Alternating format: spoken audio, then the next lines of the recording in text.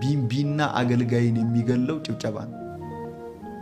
አይተህ ከሆነ ቢምቢ እየተባለላት ነው የምትገደለው።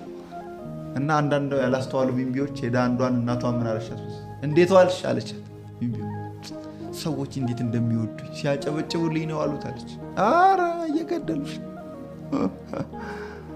አላት ማለት ነው። እና የዘንባባ ዝንጣፊ ላይ መሄድ የሚቻለው የተነጠፈ ምንጣፍ ላይ መሄድ የሚቻለው ኢየሱስን እስከተሸከምን ድረስ ነው። ኢየሱስ የወረደ ቀን እንደ ድሮ ሌላ ነገር ነው የምንጫነው። እና እንዳይመስለን ያ ሁሉ ቦታ ጋጋታ ምናምን ላያችን ላይ ስለተቀመጠ ነው። እሱ የወረደ ቀን እንወርዳለን ማለት ነው። እና በደንብ አገልጋዮች መገንዘብ አለብን።